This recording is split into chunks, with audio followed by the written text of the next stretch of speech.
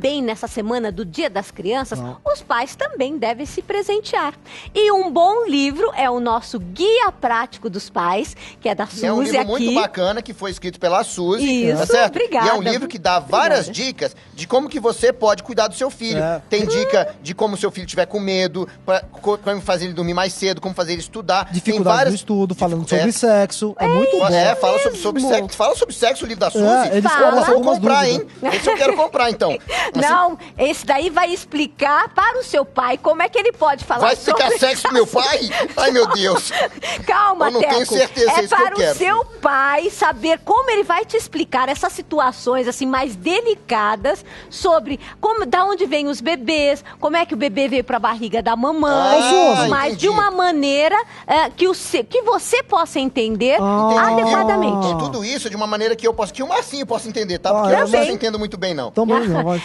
Mas esse livro é muito bom, que auxilia os pais nessas perguntas difíceis. Tipo, se você tem um filho como o Teco, você tem que ter um livro desse. Pra comprar esse livro, você pode ir tanto no site das Paulinas, que a gente já falou, tá certo? Pode ligar no telefone, ou também tem nos catálogos lá da Jequiti. Nossa, como você sabe tudo isso? E é verdade, no porque a gente catálogo tá lendo da no Vila roteiro Jequiti. aqui, ó, a gente decorou.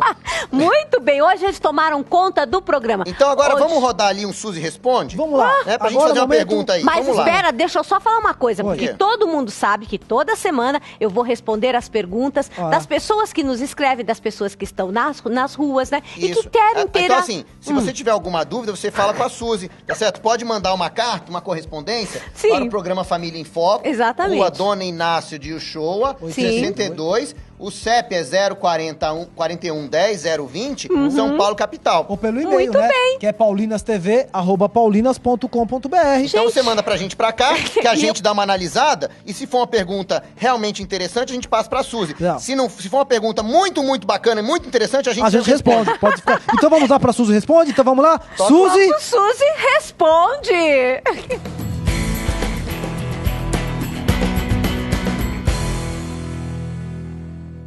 Devo tirar objetos quebráveis da vista do meu sobrinho?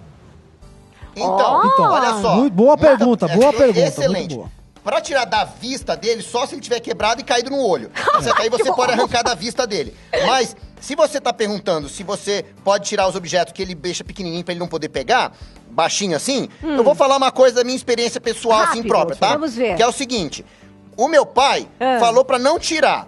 A minha mãe me contou que tinha que tirar. Aí meu pai falou pra não tirar, porque eu tinha que aprender dentro de casa a não mexer nos objetos que são quebráveis. Por quê? Porque quando eu vou na casa das outras pessoas, se eu ficasse mexendo, porque aí, imagina, vai na casa dos outros, tem que tirar tudo de perto também. Então, tive que me ensinar pra dentro de casa pra eu aprender a não tirar, entendeu? Então, meu pai deixava uns objetos lá pra eu aprender a não quebrar, não é isso? Não, ó, dedinho, objetos quebráveis, objetos que podem gerar risco para as crianças, objetos muito pequenos, não devem ficar ao alcance das crianças, tá? Por quê? Porque gera um risco, porque em um segundinho a criança pode pegar rapidamente, você nem percebe e realmente pode se ferir, se machucar. E aí, quando for na casa dos outros? Aí você também tem que colocar o olho em cima do seu filho, ou seja... Ih, caramba! Tem que arrancar o negócio da vista e botar a vista no outro, é isso? Não, querido, colocar o olho significa olhe para o seu filho, fique atento onde ele está. Eu acho que a Suzy é um fantoche. Não, porque ela arranca o olho e põe no filho.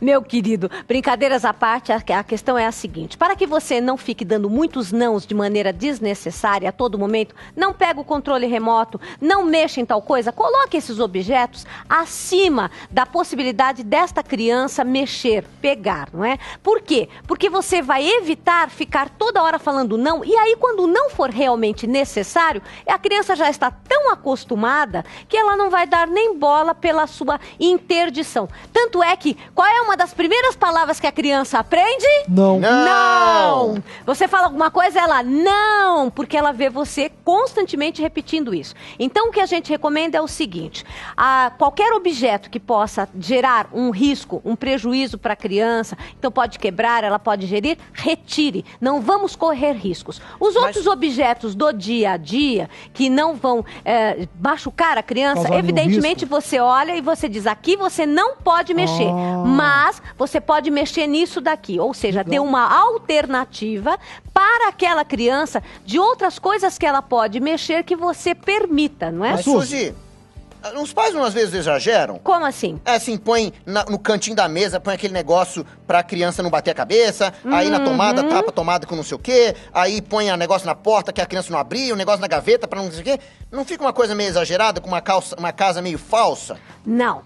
Realmente, para as crianças que são pequenas, a gente sabe que elas podem introduzir, nós vimos muitas vezes o tio Phil falando sobre os cuidados sobre eletricidade. Às vezes elas introduzem qualquer tipo de pedacinho de arame, elas colocam nas tomadas, então a gente tem que tomar os cuidados sim, não é? E evidentemente, você não vai ficar toda hora assim, ai, não pode isso, não pode aquilo. Você mostra para a criança o risco que tem, por exemplo, dela abrir e fechar a porta com muita velocidade. Vai até lá, abre a portinha e fala, olha, aqui o dedinho pega, então você não pode ficar com a mãozinha aqui.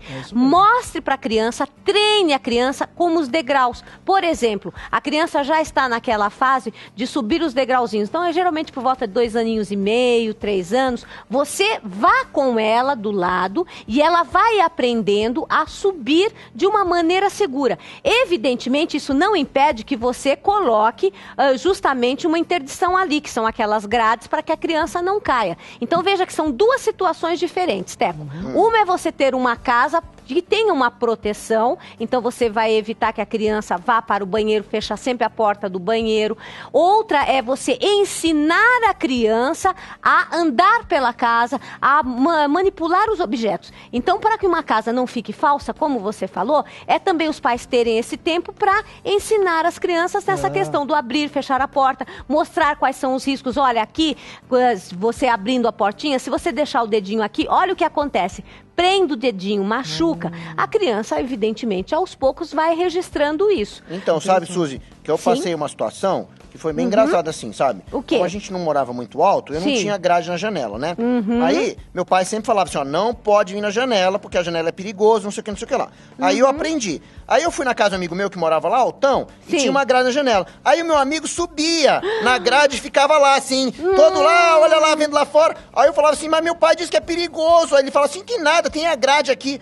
Não tá, qual que tá certo, qual que tá errado? Não, com certeza a questão da grade ela é fundamental, mas aí faltou de ambas as partes essa questão do seu pai de colocar a grade para evitar riscos. Da parte do pai do menino, essa explicação de que mesmo com grade não se vai até ali porque existem riscos e perigos. Como a gente sempre diz, é interação. Criança precisa de respostas e precisa também que a gente ponha o olho em cima para ver se elas estão agindo adequadamente ou não. De botar o olho. Gostou, né? Oi. Só para concluir a sua questão, outra coisa importante que eu li no seu livro também, Sim. que essa idade a criança tem muita curiosidade, Verdade. né? O ideal é você deixar os brinquedinhos dela de fácil acesso. Exato. Para que ela dê acesso aos seus brinquedos, não fica procurando outras coisas para estar se mexendo. Exatamente. Então e o brinquedo não é para ficar lá em cima no armário, né? Não, tem que deixar de fácil acesso para a criança pegar. Isso eu gostei, viu? Essa foi a melhor dica de todas. E também em quantidades que não sejam muito grandes. Por Eu exemplo, tenho uma 5 sugestão, brinquedinhos então, já é o suficiente. Vamos fazer não desce o guarda-roupa, não. Vamos fazer o seguinte, a gente tira os brinquedos,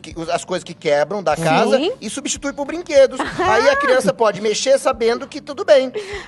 Seria uma boa ideia. Mas uma boa ideia mesmo, para vocês que estão nessa semana do Dia da Criança, é interagir com seus filhos. Saiam, brinquem com eles, ensinem brincadeiras que vocês tinham. Pergunte para eles as brincadeiras que eles aprenderam. Nada vai substituir a sua presença. Então faça esse momento muito especial. E estamos esperando você no nosso programa Família em Foco! Mas assim, até a semana! Peraí, não acabou.